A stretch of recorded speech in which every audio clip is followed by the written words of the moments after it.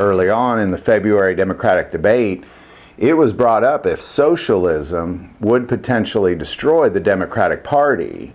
And here's what the candidates had to say. But why are Senator Sanders and Mayor Buda too big a risk for Democrats? Well, you know that with regard to Senator Sanders, the president wants very much to stick a label on every candidate. We're going to not only have to win this time, we have to bring along the United States Senate. And Bernie's labeled himself, not me, a Democratic socialist. I think that's the label that the president's going to lay on everyone running with Bernie if he's a nominee. Senator Sanders, let me give you the chance to respond first. President Trump certainly thinks this label socialism will work. At the State of the Union, he said socialism destroys nations. He's never going to let socialism destroy American health care. And before the Super Bowl, he joked with Sean Hannity about your honeymoon in Moscow. Those hits are going to keep coming if you're the nominee. Why shouldn't Democrats be worried? Because Donald Trump lies all the time. Before I move on to Mayor Buttigieg, let me just ask, is anyone else on the stage concerned about having a Democratic socialist at the top of the Democratic ticket? I'm not. Senator Klobuchar?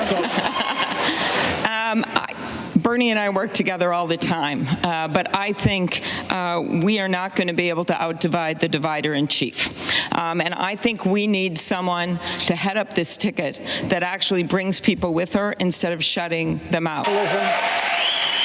Problem.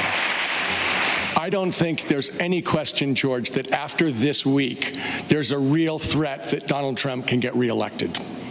And I don't think there's any question but that the only way that we're going to beat him actually is the way that Bernie Sanders said, which is to get turnout across the spectrum of Democratic voters. And that means we're going to have to appeal across the spectrum, moderates, progressives, and every group. So unless you can appeal to the diverse parts of the Democratic Party, including specifically the black community, including specifically Latinos, if you can't do that, then we can't beat Donald Trump in November. I'm so excited, I want to give every American $1,000 a month. George, the entire capitalism-socialism dichotomy is completely out of date. And the fact is, when people were talking about these economic models, they did not foresee technology getting stronger, more powerful, capable of doing the work of thousands of humans in the blink of an eye. Senator Warren, you reportedly said back in 2018, I'm a capitalist to my bones. Senator Sanders says, I'm not. Is that your biggest difference with Senator Sanders? Oh, Bernie and I have been friends for a long time. We have a lot of things in common, and we have a lot of things that we differ on. But you know, this fundamental question about how we bring our party together, we have to think about it in new ways. People across this country, whether they're Democrats, Independents, or Republicans, understand that we've got a government right now that works great for those at the top, works great for giant drug companies, just not for people trying to get a prescription filled. Mayor Buttigieg, early in the campaign, you said that the word socialism has lost its power. It's mostly lost its meaning. Do you believe that, or worry it could be a potent weapon in a general election? I'm not interested in the labels. I'm not interested in what Republicans are going to say. Many of the Democratic candidates hinted towards this idea that socialism could potentially destroy the Democratic Party.